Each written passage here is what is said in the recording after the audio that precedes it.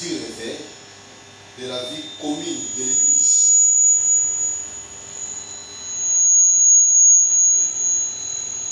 Oyo esengeli ezala ya liboso ya bolamuki to etalisaka bolamuki na bongo ya lisana na kati na Église. Les 4 priorités du réveil de la vie commune dans l'Église. Donc, dans la biloko mine oyo yango nde esengeli yango nde il faut ezala ya liboso yango nde il faut ezala mpona bolamuki na bomoi ya lisanga de la vie commune dans l'Église, na kati ya Église.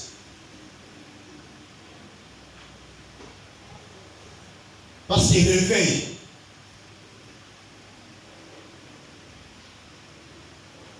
bato baza libanda sali ya Église bakoki mpe koloba réveil eza na kati ya Église oyo tomona yo moko mpe na kati ya Église okoki koloba réveil ezali na kati ya Église mpe Nzambe ye moko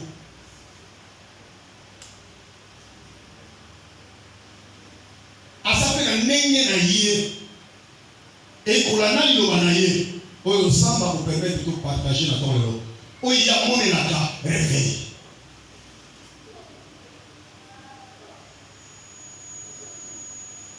Nabi bato ya libanda oyo azomona Église baza mpe na ndenge na bango balobaka Église oyo eza na bolamuki yo mpe na kati ozala mpe na ndenge na yo oyo omonelaka te Église nanga esikaka sa bolamuki ezali eza na bolamuki Nzambe mpe na likolo aza na ndenge oyo ye Nzambe nalobi ye kolanda na liloba na ye landa message ya tonga yo nabongisi yango na bundi partage yango papa na moko na biga kusuna na pele na bomu na ami olikama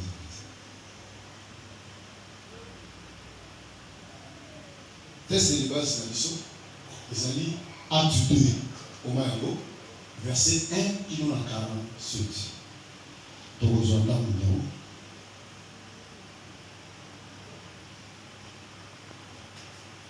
réveil ya bato baza na posa bamona na libanda wana kati Église eza bato mosusu bafandi na libanda réveil ya bato baotala biso to baotala Église na yo baza na posa po batatola réveil il faut bamona ata mosu mituka etondi mpe na libanda.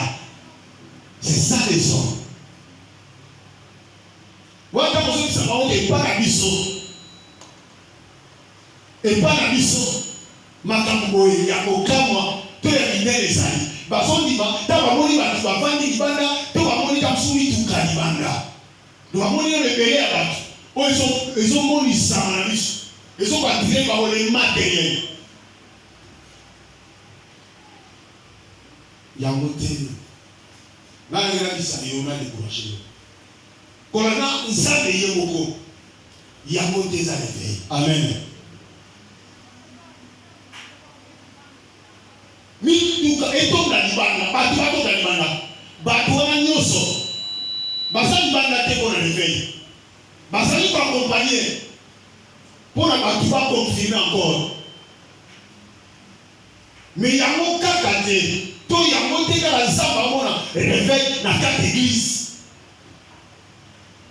mais ça va pas malamu mituka etondi balobi ke nyonso wana ya bato baosambela na kati bato bafandi libanda bazolanda message oyo eza na kati batiekela libanda bato batatoli iyo mpo ozondima ndenge wana oza mpe na kati ya esengo eza moko mpe ota balingi yango tolobi ke makambo mine yango nde ifo ezala parce que soki eza na kati Église te Église wana même liboso ya Nzambe amona na ntina te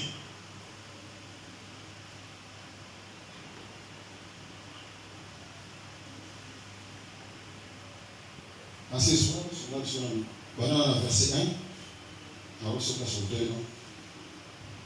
Tout là-dessus. La vitesse de Bazali, acte 2, verset 1 à 47.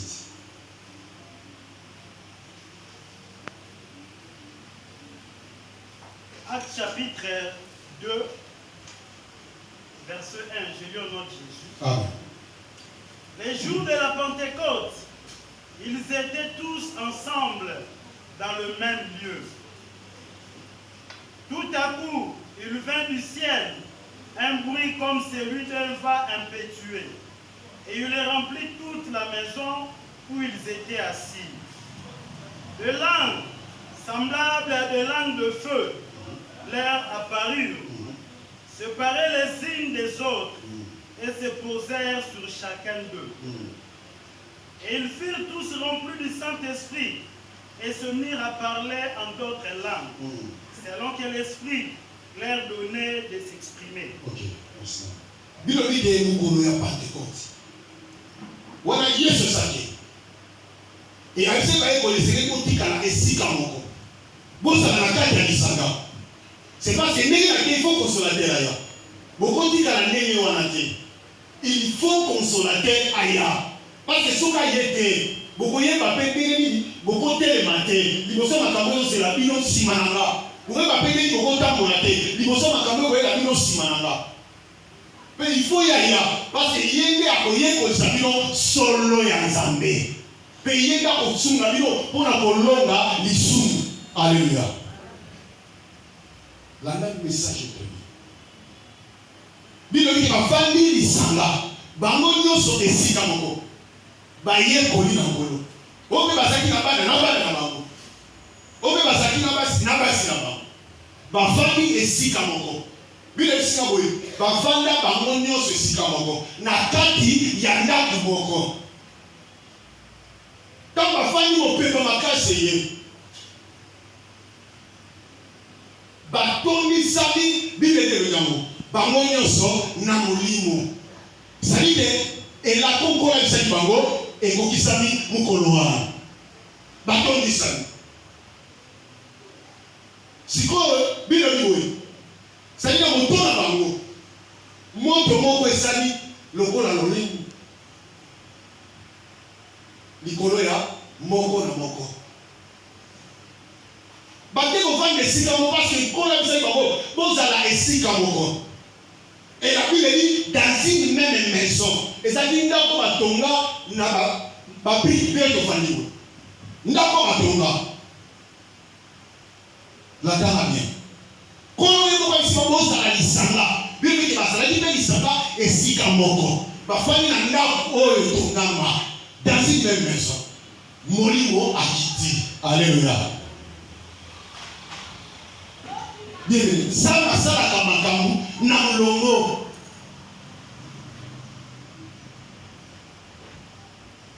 De la vie commise dans l'église. Les quatre priorités qu'il avait. Donc il est libéré à la soya. Si comme on lit à ton kati na bango, moto et peli likolo, le kola kolé. Bango yo se sika moko. Babandi koloba. Bilo ki babandi so koloba. Et là on a kamweni. Babandi koloba ni noko mususu. Frère, bilo ki te babandi koloba alan oya bashike radaton. Babandi koloba ni noko mususu. Alléluia. Parce que si vous avez tout mis ça, vous avez dit qu'on va vous le on a fait le vous on va faire le vous donc ça dit que et personnellement vous poulou. Pourquoi parce que on est vous passer le vous dit on s'en sort de l'année. Pour vous comprendre le team là, à cet élément. Kita.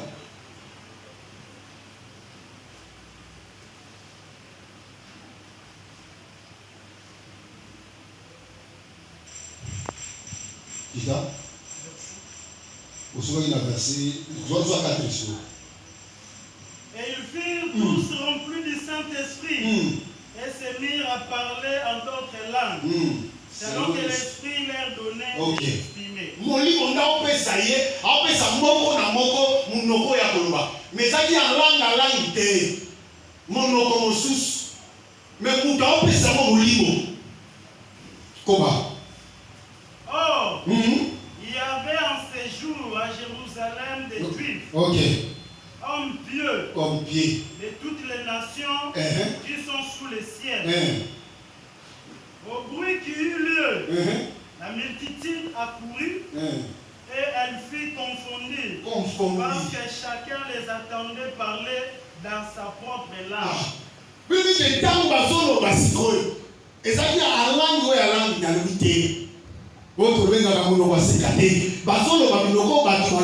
Amen. Sayo kuna lobiki mwani, kuna lobiki luba, kuna lobiki Kongo, kuna lobiki yombe. Kuna lobiki yaka.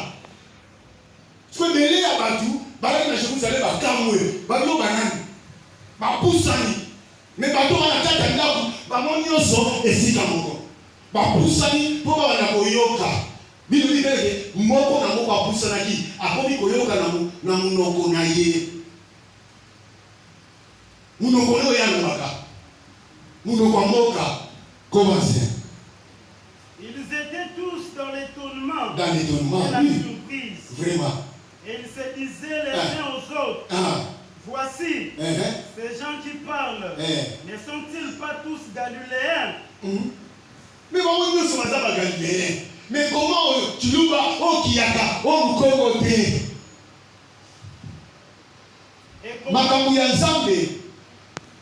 Nzamba sala ngo tama zo sala makamune kwa kokisa lilo banaye akokisa ngote parce que batu ne batingi ye akokisa nzamba kokisa ngo kwa la kisaba yende Nzambe bazo bana munoko okuna bitu ba lo kuna bikitaka siko batu akuse babite mais batu nyoso bazaka batu moko batu se bazaka ekolo moko mais comment ba munoko o ngana so ba munoko la kokanga wasa te c'est parce que il faut ça la manière on a ça me fallait ma confusion pour ba yuda na tango na badabo soso la kaka te pour na mokonzi ya likolo pour na bango zamba zaika wa bango amen zamba zaika ba to susuke so je m'avais fallu confusion les salons parce que quand on dit boy alobi tete kaka na ba yuda soki ba dimi mais alobi na ba o nyoso ba dimi apesi ba mokonzi ko malana. Et à l'époque, on a dit que Nzambe tangu apona kabatu.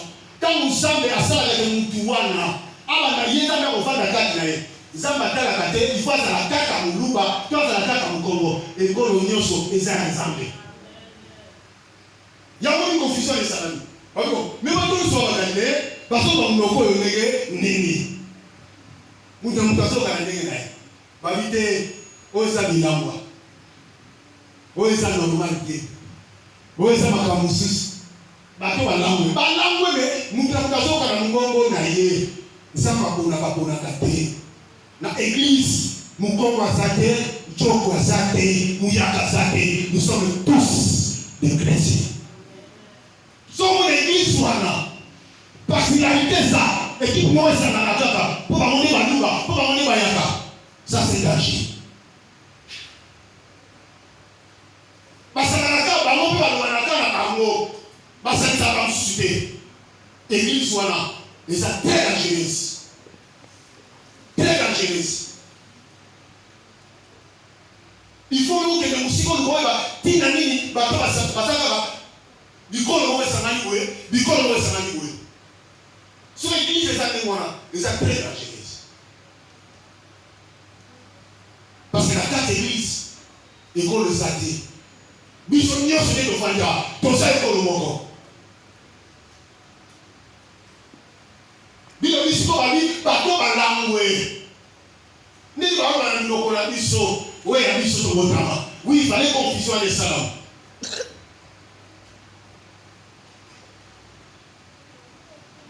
Pierre a dit à la gueule de Sabango. A dit pour expliquer Bango. Qui n'a ni Basoyo Kabatwana, n'a minoko na Bango. Basoyo Kabatwana, n'a minoko na Bango. A dit sur hôtel pour expliquer Bango. A dit sur Yesu. Oui, Bakaki. Oui, Oboyaki. oyo boye na boye tala ye makambo asali tala Yesu wana asekwaki biso moko toyeba témoin Pierre azoexplike bango sali makambo so na bino na kosote tokotanga baverset clé parce que le message en a l'air de marcel fort tala boye tala mo abandi koexplike bango ntango azoexplike bango bazokamwa mais bazoyoka makambo Pierre alobisa bango bato oyo bazoloba na minoko na biso mais bato balobisi baza ekolo moko nzambe amini confusion boye ndenge oyo ezali kambo nini sali fale Pierre baneosike bango mpo bakomprendre make oyo elataki bango ezali su bango te ezali molimo na nzambe alléluia là où il y a le Saint-Esprit il n'y a pas les pili so na église na bino yo bato baluka pili église wana dangereuse bima na église wana umeteniki bapasteur oyo koyeba mais comment na église na kutika mwana muyombe mais na kuti kuna mingi kaka bakala mabe kaka bango na bango bayaka non église ebikaka ndenge wana te église wana eza na réveil te parce que église ya nzambe eza na ekolo te toza biso nyonso ekolo se moko parce que tata azaka moko Pierre fala explike bango na sikoyo na mpona confusion ya minoko wana bayokaki bazokamwa ifalaki bakamwa parce que bango bayebi kaka esali de oye na canal oyo ya bayuda mais la Bible dit à tous ceux qui l'ont reçu Dieu leur a donné le pouvoir à tous ceux qui l'ont reçu baoyo nyonso bandimi nde nkolo opesa bango bokonzi ya koma bana abi bazala mosika bazala pembeni me mosika na bino na baoyo nyonso kaka bandimi nzambe alola apesi bango bokonzi ya koma bana so Pierre a expliqué phénomène wana toki tokota na kati de priorité Pierre a expliqué phénomène wana ntango expliqué le milieu bazaki vivement touché asiko on liwa Yesu makambo akolo vivement touché verset 37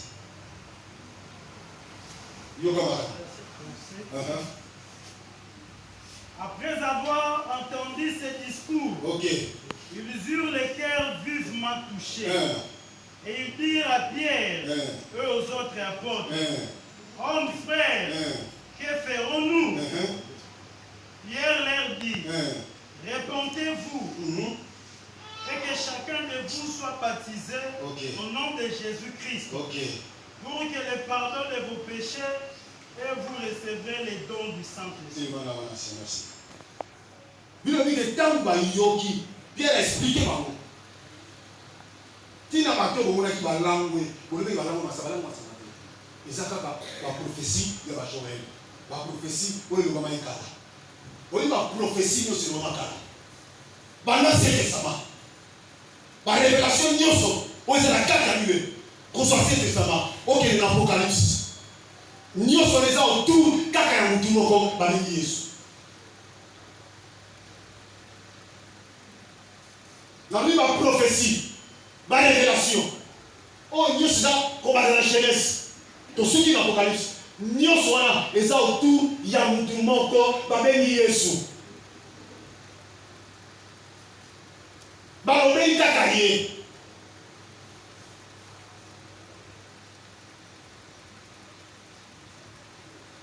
Première priorité. Dans verset l'enseignement des apôtres.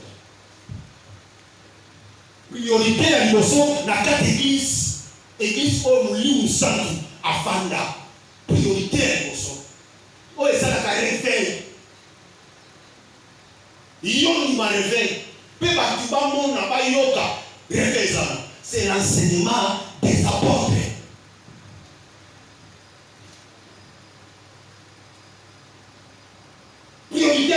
C'est l'enseignement des apôtres. Ce n'est pas les prophéties des apôtres. Ce n'est pas la révélation des apôtres. Mais c'est l'enseignement des apôtres. Ce n'est pas aussi le miracle des apôtres. Mais c'est l'enseignement des apôtres. Parce que même les prophéties, même les miracles, même la révélation, nous sommes là et ça va motivation.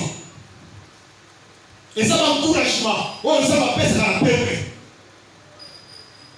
Mais ce qui fait la force et le réveil, c'est l'enseignement des apôtres. Les apôtres enseignent quoi? Jésus est Dieu.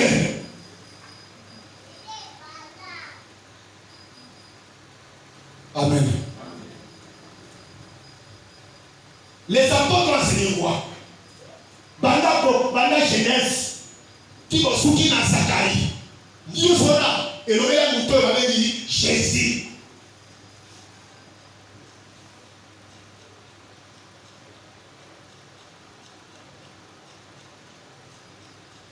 Les enseignements des apôtres. Parce que moi, dans le verset en haut, il persévérait. Il persévérait, la Bible dit, primo, par les enseignements des apôtres. Les apôtres enseignent quoi? La repentance pour avoir l'accès au royaume. Il n'y a que Jésus. Voilà. Tu vois où tu as le lien? Papa, il ne vit pas en dessous de la détail. Oui, tu vois, tu n'as pas encore plus tard. Mais maintenant, la jeunesse, Dieu, Père, ma fils, mais ma capote, tu vas le baner. Hein, frère? Tu vois, tu n'as pas encore. Ça va détail, tu vas ça. Si tu m'as depuis ma jeunesse, il faut répondre, il y a un yes en fait ça. Voilà qui s'est par la jeunesse. Si on a ça, c'est moi. Alléluia. Et ça, et ça, vous consultez. Dieu, c'est moi. Le Père, c'est moi. Le Fils, c'est moi. Le Saint-Esprit, c'est moi. Tout ça, c'est comme le nom commun. Nom propre, c'est Jésus.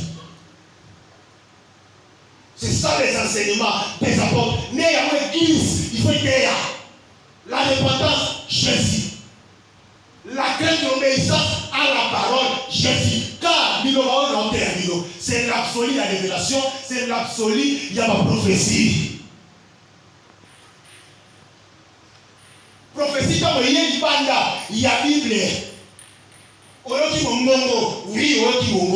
il faut pas l'enseignement des apôtres. Il faut pas la Bible. Si on veut parler de la Bible, il faut voir un mot. C'est ça les enseignements des apôtres. Au moins, il y a une Jean. Qu'est-ce qu'il a dit? Habillez vous voyez, pas révéler nous. Une révélation pour le véritable Dieu. C'est ça les enseignements des apôtres. Le véritable Dieu. Là où on prêche Jésus est Seigneur. Jésus est le Créateur. Il y a un tour dans le enseignement des apôtres. C'est pour dire dans partout. Vous voyez comment le venu? Le chemin colo a dit le chemin. Mais c'est moi. La vérité a mis vérité et Zanga. La vie a mis la vie et Zanga. Les pères. Tant que tu as dit comment il dit, sur les ici, sur là, père, dis-moi qui. Tu as dit pour le verset pendant la Genèse, le lot sont aux âmes. Tu vas là, père. Nous allons mater en sous. Amen. Alléluia. Lui, il dit que dans quatre enseignements des apôtres, ne va où la vie. Et il y a une histoire qui église de la puissance et quantitatif. Bateau enseigné à lui, Kobika et Zaka na Congrès. Prévenez.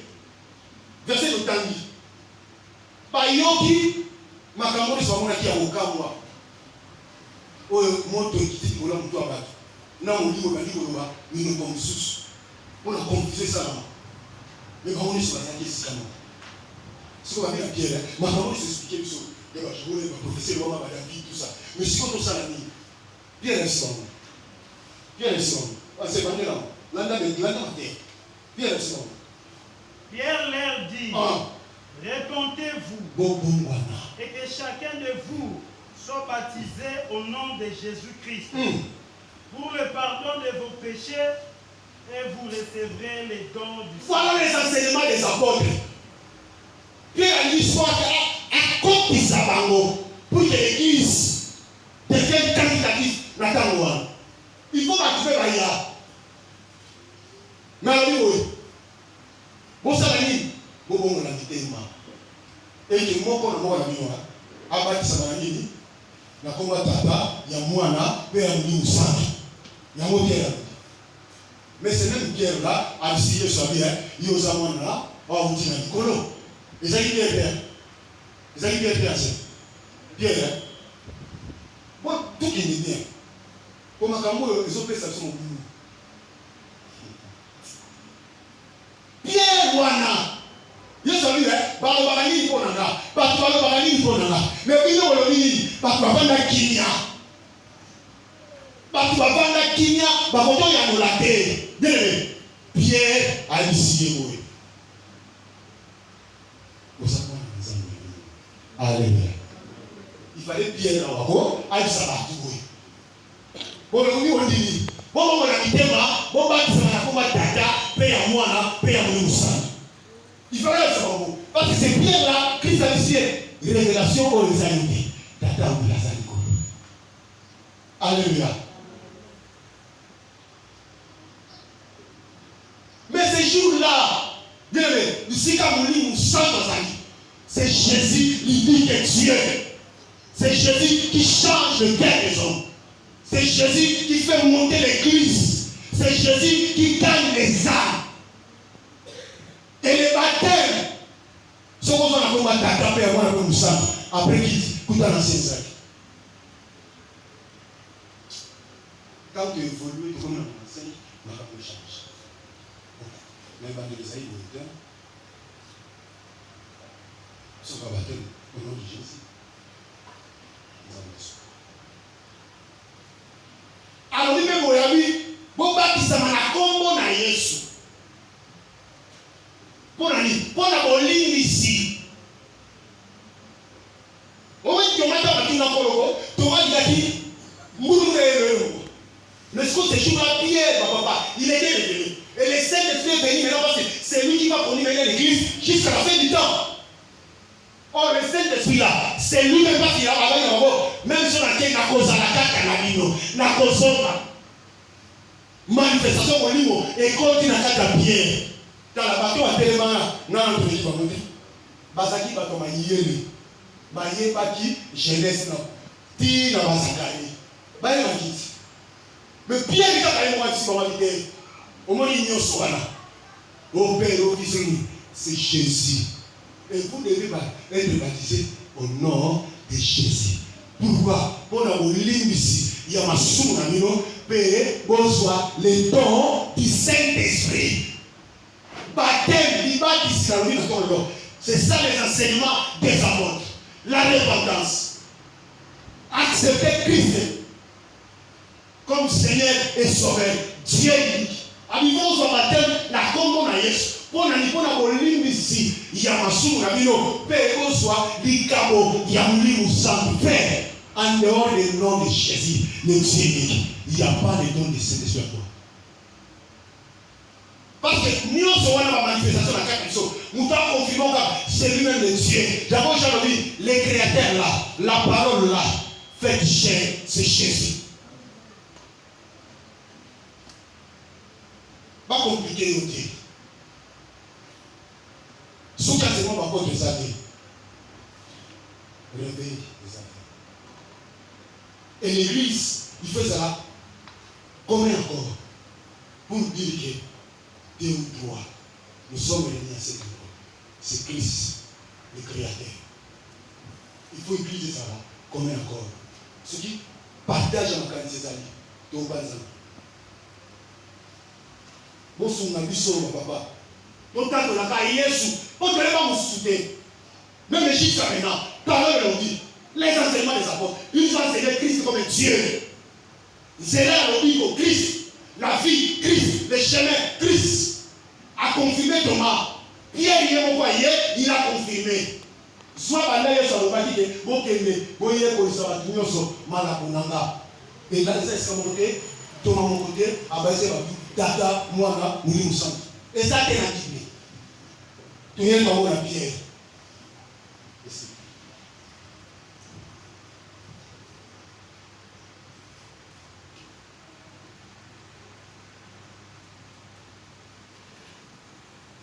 La communion fraternelle.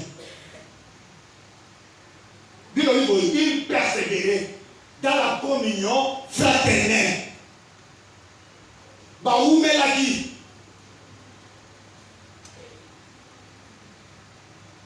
Kati na lisanga ya bondeko. Na église wana fraternité ezalaki. L'hospitalité ezalaki ma frère. Il y avait l'hospitalité. Il y avait l'amour. C'est ça la communion fraternelle. La patience, l'humilité. Le pardon agréé. La douceur. Bandeko sumana kotalana. Mais bazali bango so esika moko. Ne makambo yo. Au deuxième point, ne ça l'église. Et ça la puissance et quantitatif. Ce qui va makambo est ça. L'église est où matate. L'église est où ça n'engouillate. Parce qu'il faut ici qu'awana. Yesu là dans le Yesu là dans le. Et il y avait la communion fraternelle. Hospitalité ezalaki. Mais la poli ezalaki. Ba fruit de l'esprit. Mais ça y est bango. Ne comment ensuite tout que nous tana. C'était comme ça dans l'église. Il faut élever l'église dans l'histoire. Amen. Il faut ça là-bas. Il faut communion fraternelle ça. Ondeko. L'isanga ya bondeko, il faut ça là. Ce que les actes passent. Ça m'a mon réveil quand il n'y a pas la communion fraternelle, Dieu ne voit pas ça. Nous avons mon amour à mon église ou à la terre. Parce que là, la pierre, à ce qui va, la serre dans tout. 9 et 8, dans 9. Car la promesse est pour vous, pour vos enfants et pour tous ceux qui sont au loin, en aussi grand nombre. Ok, continuez. Que le Seigneur notre Dieu les appellera. Continuez, qui a 40. Et par plusieurs autres paroles, il les conjurait et les exhortait, disant: sauvez-vous de cette génération perverse. Ceux qui acceptèrent sa parole furent baptisés. Et en ces jours-là, le nombre de disciples s'augmenta ces jours-là. Parce que quand Bandimi est baptisé, le nombre de est baptisé. Ok. Il persévérait dans l'enseignement des apôtres. Il persévérait dans l'enseignement des apôtres. Dans la communion fraternelle. Dans la communion fraternelle. Dans la fraction du pain. C'est la fraction du pain. Oui. Fraction du pain. Le partage des biens entre eux. Et selon les besoins de chacun. Mon église. Ce qui, troisième point présenté, avec tout ça, quatre priorités. L'église, Nzambe, à ce moment-là, ils ont un réveil. Il persévère aussi dans la fraction du Père. Parce que c'était les biens matériels. Dans quatre églises. L'église, il faut étendre dans la makamboyo. Libanda makamboyo. L'église, il faut que l'église. L'église de Jésus. Et ça, dans le sens de. Quand on va le papier de paix dans quatre églises, on a dit. Il élimine de makamboyo pour la fraction du Père. Comment on va l'annoncer? Dans la fraction du pain. Dans la fraction du pain. Et dans le prière. Dans les prières. Les prières. Quatrième point, ça, les prières. Comment? Et dans les prières. Les prières au pluriel. C'est-à-dire, il y avait dans cette église. Il y avait dans l'église toutes sortes de prières. C'était là. Parce que la Bible, les prières. L'église persévérait dans les prières. L'église persévérait dans les prières. C'est-à-dire, il y avait toutes sortes de prières. Et ça arrive parce qu'il y avait des dirigeants qui étaient là, qui orientaient le peuple à la prière. Et la dit dans les prières, nous allons le sang, il y a épelé, puis il y a le linge épelé. Église, le sang, il y a épelé, puis il y a le linge épelé. Église, voilà, pour l'Église. Amen. Qui pense? La crainte s'emparait de chacun. Et il se faisait beaucoup de prodiges. Il se faisait beaucoup de prodiges. Et de miracles. Et de miracles. Les miracles accompagneront. Il va accompagner toujours bateau va gagner. Bateau de la limite quand on a un miracle pour accompagner le miracle. Non. Et l'église est retourne à terre pour bateau à un miracle. La Bible dit que les miracles ne vont accompagner. Bateau va s'allier, va animer. Amen. Et la carte c'est la mot. Donc on va où mettre la vie. L'enseignement va apporter.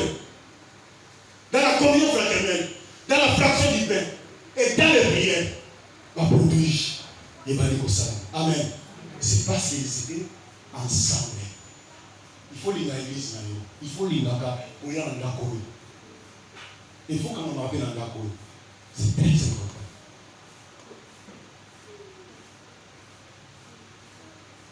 Quand nous sommes dans l'église,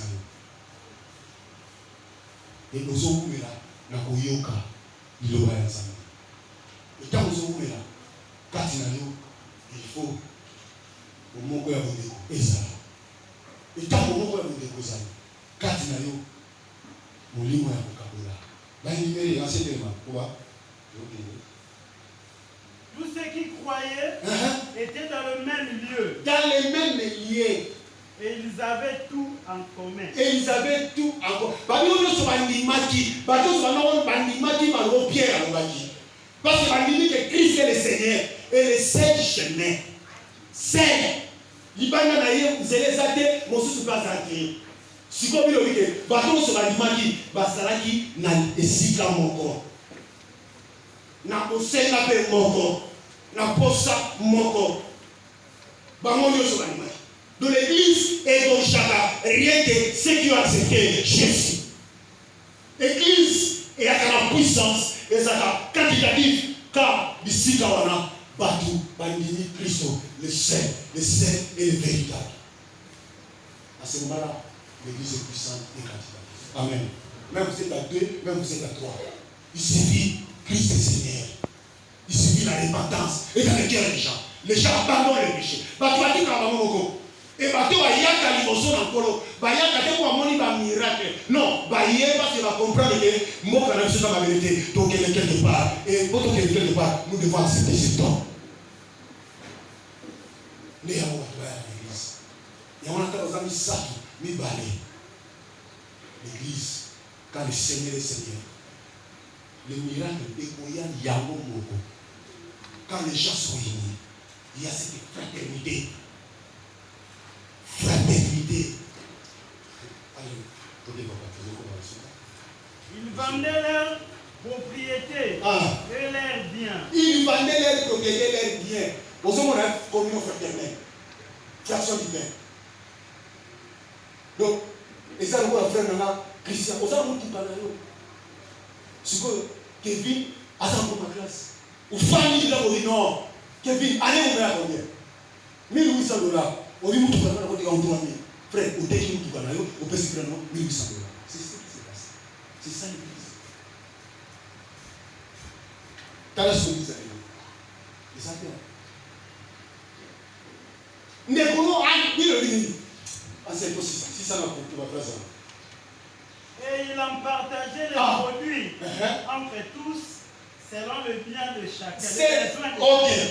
Version de vie, selon les besoins. C'est-à-dire, appelle à hier à l'homme, non. Manicole, situation dans l'amour, dans la manicole, bijou, on a fait ça, on a parlé, il y a Abel, c'est ça.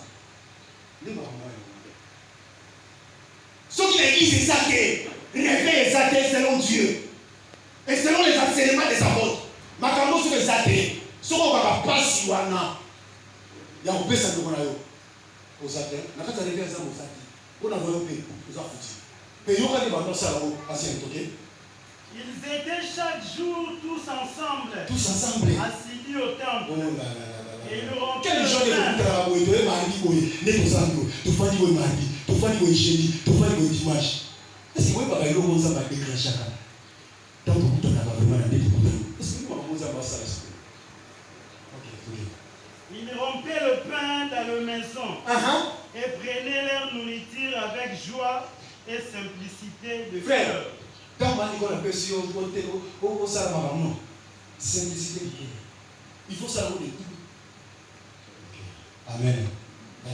Nous sommes au Saba Campé, avec ton ça c'est zéro. Il faisait, il faisait ça avec simplicité du cœur. Motema koyimate. Motema ya koyimate. Asana motema mobimba. Les quatre priorités du réveil de la vie communautaire dans l'église. Il persévère dans l'enseignement des apôtres. La vie enseignement des apôtres. Dans la communion fraternelle, fraction du pain, dans les prières. Et bien énumérer comment c'est. Et bien d'être au dégât. Il va nous partager. C'est-à-dire que vous avez bien, vous avez bien, vous avez propriétaire. J'ai 15 frères dans l'église, par chômé, ou bien j'ai 15 frères dans l'église, il faut attendre. C'est ce qui s'est passé. Et c'est ça, ce que Dieu fait maintenant. Pour l'église, et c'est la puissance et qualitative. Oui, ma maman, c'est ça, ma sûr. Donc, papa, on ne pas signer la monnaie. Papa n'a pas eu là, on a essayé de visiter mes frères, mon frère Campari.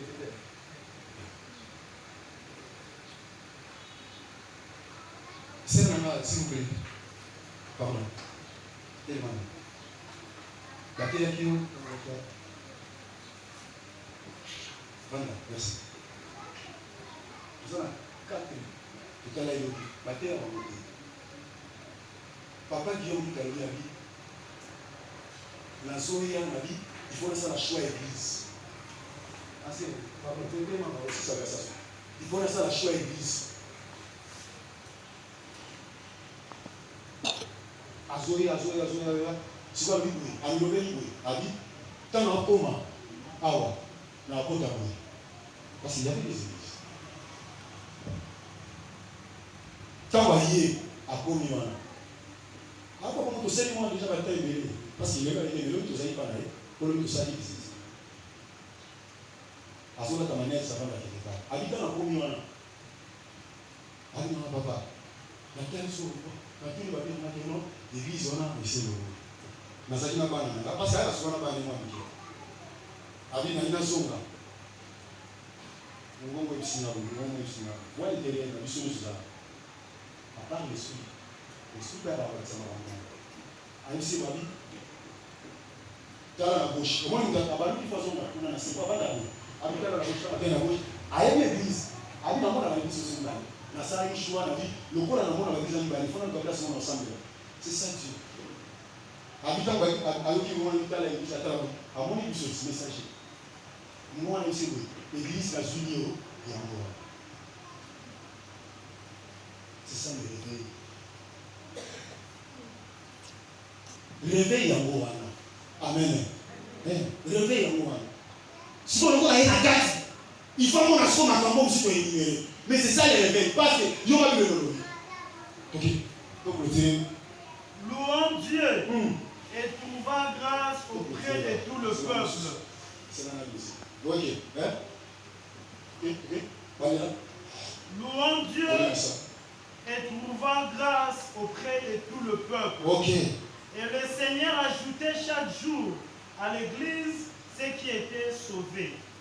Et le Seigneur ajoutait chaque jour à l'église ceux qui étaient sauvés. Les salles, les âmes et les salles. N'a qu'un seul moment pour la salle. Aïe. Frère, on a pas où t'as. N'a pas moi de n'a pas masqué. Abi, n'a pas d'être avec frère. La vie n'a une prière. La vie. Abi, n'a qu'à tirer. T'as la église de n'a qu'à tirer n'a pas. T'as la commis dans la boîte avec ça. Mon gars, c'est quand t'as pas ce soir à quelle. Quand t'as pas dit à mon église sur l'ensemble de la côte. Les Zambés, la police à l'église. il faut qu'il y ait des prières. Il y a l'engagement, il y a il tout le monde n'est pas collé dans la salle. Atinda, Bassal, il faut dans l'église, il faut qu'il y ait des prières. Il y a toutes sortes de prières. Même prière au Saint-Lazare, Tinda Bassal. Maman, ça va fouiller la prière. Maman, ça fouiller la prière. Maman, nous sommes instruments. Son église est satée. Réveille, Kolan Zambé, selon Dieu, il n'y a pas. Et ça, on va se faire pas même 10 années. 6 mois, 4 ans, pas même 10 ans. C'est ça Dieu. Mais il faut on y est baboué. Nali na ko oumela na ko yoka bilo banazamba. L'enseignement. Il faut aller pour là. Il faut y aller mardi, jeudi, yaka kakiti. Mais sauf qui nous a la macasse ndengeni. Il faut ça nous bébé. Ils sont tous ça soit ton tour dans la vie. Parce qu'il y a vraie parole. C'est l'enseignement des apôtres. Amen. Quand il y a une prophétie, il y a la révélation, on est là motivé. Parce que sur la vie, au moins il y a un score, ils ont du boulot. Ce qu'on a au Covid, au Ginda, tellement à manquer. Il faut faire ça. Amen. Mais on peut pas avoir la révélation. Mais c'est le message là qui tu dois progresser. Amen. Tu dois marcher comme tu as réussi à toi, le Seigneur, Christ est sauvé. Le cadre de l'évêque de la vie commune dans l'église. Amen. Zambé nous comme on dit à Zoké. Nous sommes tous ensemble. Nous sommes des peuples de campagne. Assistance aux agents, contre fraternelle, hospitalité. Nous disons que dans le monde, vraiment de comment il a assez. Gloire à Dieu parce que nous sommes dans sa vie. C'est comme ça l'église. Réveille. Ça va matériel donc Bible d'abord le royaume. C'est ça le vrai réveil. Quand l'église a soif pour le royaume, la parole fraîche ensemble. Quand l'église a la soif, il y a un et sa justice, le royaume et sa justice. Nous avons besoin de Dieu et qu'on l'endabi. Amen. Il y a même les miracles et qu'on l'endabi. Tout y a encore un miracle. Nous venons ici pour chercher le royaume. C'est ça la puissance de l'église. Quand on a les ans à 4 et parole des autres l'église est puissante et quantitative. Amen. Amen.